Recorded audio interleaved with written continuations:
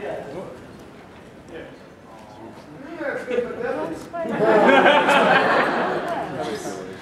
God, my voice. After a scene where Japanese Gwen Stacy hangs off of Japanese Flash Thompson and Mary Jane points out that she thinks Peter is cute, we get to see the awesome confrontation of Spider-Man versus Venom. And it begins with Peter crashing right into Venom. With a K! You should have hidden more than your face, boy. Yes, I instantly recognized your scrawny little arms. Venom refuses to fight just yet, unleashing an army of ninjas in this admittedly awesome-looking, though poorly drawn, splash page. However, unlike most stories featuring ninjas, these ones actually all swarm at him at once instead of going one at a time. Oh, it's there as well. Venom tells his ninjas to hold him down and he'll finish the deed. And now Uncle Ben. Sensei? Peter, it is nice to see you. Welcome to the land of the dead, kid. Thanks for not avenging me. The ghost of Japanese Uncle Ben tells him to not blame himself for his death, and he's content with himself, and that by focusing himself on revenge, he's on the path towards evil and whatnot. Have you truly forgotten all I've taught you? Uncle Ben, you didn't teach me anything. All I did at the dojo was wash the floors. Well, I was trying that whole wax on, wax off thing when I got killed. Yeah, more that got you, old man. Peter proclaims that he hasn't forgotten and gives out a big no! And throws all the ninjas off of him. For crying out loud, Peter Parker is a stick figure. That's pretty impressive that he was able to throw all these guys off. Physics! And now it's time for a fight scene with dollar store Zen wisdom. Act without doing. That makes no sense. Work without effort. That's just lazy. Think of the small as large. So make a mountain out of a molehill? You're a crappy mentor, Japanese Uncle Ben. The only one I do like is accomplish the great task by a series of small acts. And it fits a lot better with the fight scene as he manages to dispatch all the ninjas. However, Venom has finally decided to intervene, grabbing Peter's fists. Now you face true power! Ah, the inherent power of growth hormones. The true master doesn't try to be powerful, thus he is truly powerful!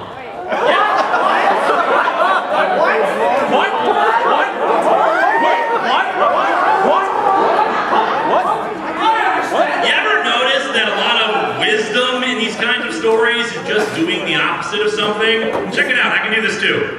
When you stop at the red light, you truly are going. Don't reply to the email, forward it. You eat the chocolate Pocky to get to the vanilla Pocky.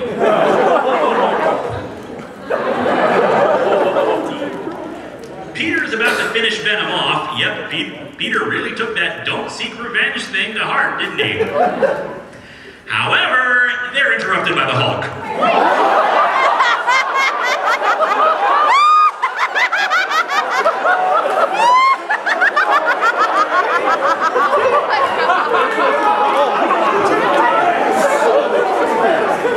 Yep, at least I think it's the Hulk. There was a manga versus Avengers story, and he kind of looks like the Hulk, and he's a giant monster, so I'm just going to call him the Hulk.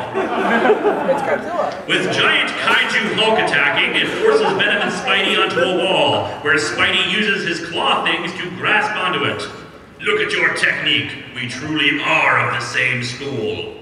You have nothing in common with me. No kidding, different color schemes, massive size difference, and your text balloons are the complete opposite color. Listen, boy, he may have been your sensei, but he was my father! That's not true! That's impossible!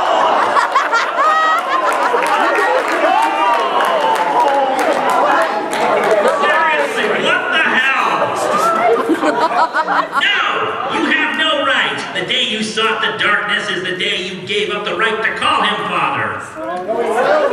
Yeah, so Venom in this comic is Peter's cousin. Wrap that one around your head. Peter spots Mary Jane in the streets helping people. Venom tells him to make his choice. Either avenge the murder of Uncle Ben or go to help strangers. Or, you know, you could stab Venom in the legs and keep him there, go help some people, then come back later. Just saying, forethought, kid! But yeah, Peter leaps off to go help people, swearing that he'll have his vengeance someday, but for now, he has a city to save. What? We cut back to the Kingpin's lair, where Venom has murdered the Kingpin. Inspired by Spider-Man's resolve to be all that he can be for evil and darkness and whatnot. And so our comic ends with Venom's narration. And it was on this day I watched a spider become a man.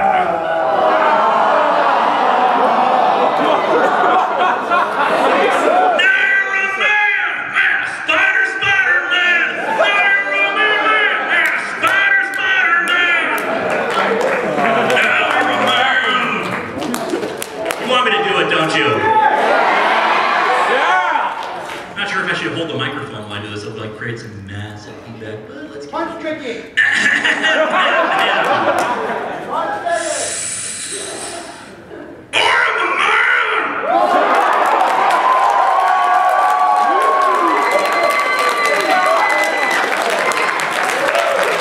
I'm just a meme to you people, aren't I?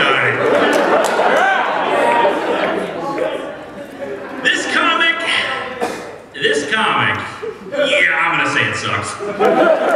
Admittedly, we've seen a hell of a lot worse from Spidey. Cough, one more day, cough. But I'm not quite sure what to make of this.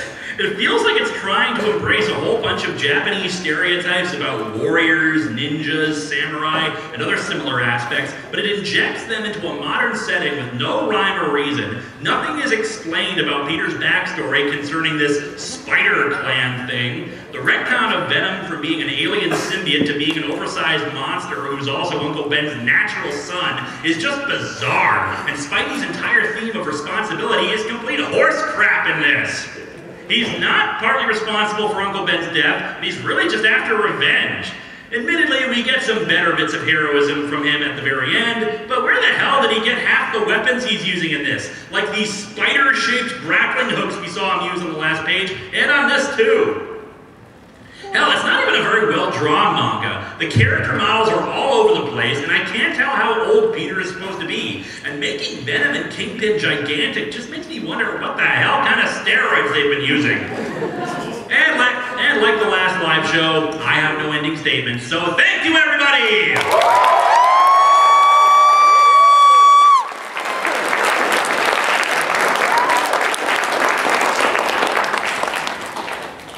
Question is for the con staff, how much time do we have left? Because I'd be happy to do a Q&A for the rest of this. -5. They need to come in right now? Okay, I'm sorry to say that we have to end this now. So? Oh wait, never mind. 5:30. Nope. 26 minutes? Let's get these questions rolling. User.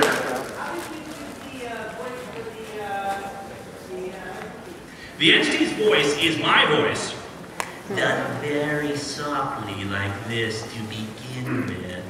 And then I artificially alter the pitch higher up, and what I do is, to give it that kind of staticky, kind of raspy kind of thing, I speed it up. I slow it down, stretch it out, and then speed it up again.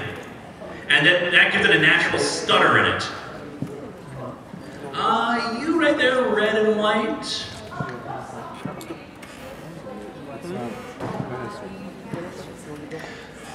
I use a PC, I run Windows 7, and my software itself is Adobe Premiere Elements 7, which took forever to save that last episode. Hour and a half just to save that 40-minute episode. Oh. Surprisingly, After Effects actually renders really quickly. So while doing frame-by-frame edits of the entity's eyes took forever, the real problem was that it exported very quickly. Then I had to inject it back in again, had to put it into Adobe Premiere Elements, and then export that. Just a big pain. You in the second row.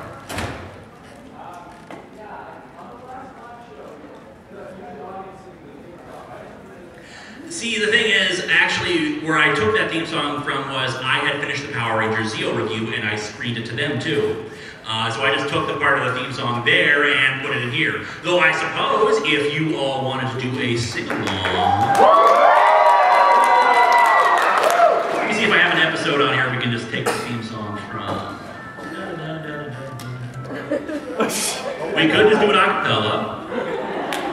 Here we go. I put it to me at the end. Sounds like the Grinning Man. Oh, actually, yeah, that's the problem with the sound setup. I didn't think we needed the sound. Okay, a cappella it is.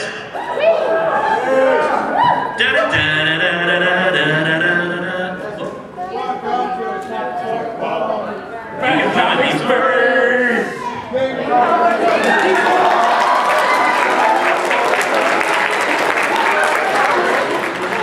Need the microphone or are you good?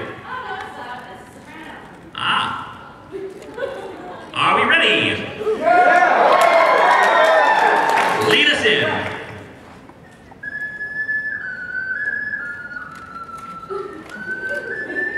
Welcome to Atop the Fourth Wall, where bad comics burn.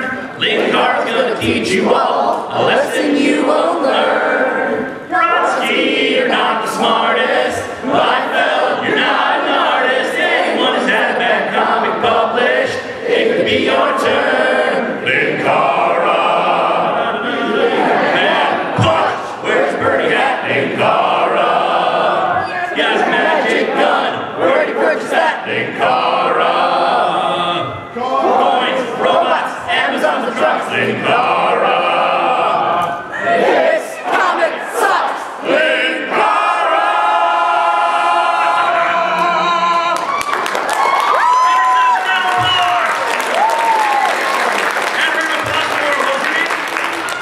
Ashley, round of applause for Ashley.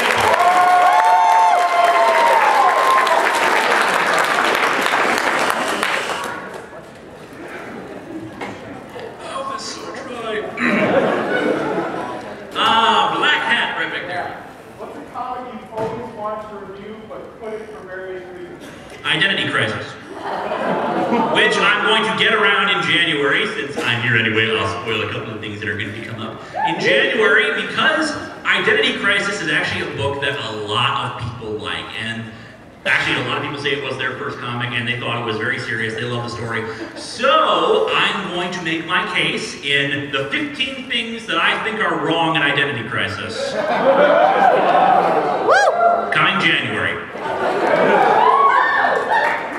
What was that, Mickey? Give you one? One reason? Off the top of my head, you should write this stuff down. I'm panicking! Unnecessary red herring rape story. How about that? Let's go for this side. In the back, there's like a white shirt, long sleeve. I think it's a woman. I can't tell from here.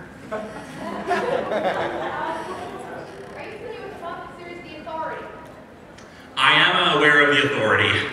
I'm not fond. Well, I haven't really read it. That's because it doesn't really kind of appeal to me. I'm the kind of person who likes traditional style, classic. The superheroes are good guys, and not necessarily they don't do wrong, because that's stupid. But from what I hear about the Authority, it feels more like a superheroes assuming control or assuming they're better than other people kind of thing. I know it's supposed to be good. There are a lot of comics out there that are supposed to be good, like The Walking Dead. Has anyone read or seen The Walking Dead? Woo! I'm just not into zombie stories, so I know it's good. I can acknowledge something is good, but it's probably just not for me. My actual question was, what do you think of the fact that one of the very few happy couples in comic books are actually a gay couple? I know, I love that, isn't it? Oh, mind you, with the DC reboot, they split them up. Mind you, though, the writer has said he plans to put them back together. It's just he split them up because of the fact that it's a reboot. Apollo, the two people are Apollo and Midnighter, I think. Yeah, and they're basically supposed to be gay analogs of Batman and Superman. But they are so much more than that because I do know enough about the Authority to say yes, they are more than just the analogs, and they are, yeah, one of the happiest couples. Beat that joke, Asada. Yes. Okay, from the middle now, you in the hat. Okay, what's your favorite comic ever? JLA/Titans, The Technus Imperative. It is the benchmark that I hold all other superhero crossover events to, even though it's technically not a big superhero crossover event. But, okay, let me pitch this to you. Big technological Technicothica thing comes and envelops the moon and tries to pull it out of orbit. And it's piloted by former Teen Titans member Cyborg because he's gone kind of nuts. It is awesome. And the best part? Nobody dies in it. In fact, Cyborg comes back to life in this story. So, yeah, it's better than a lot of crossover stories.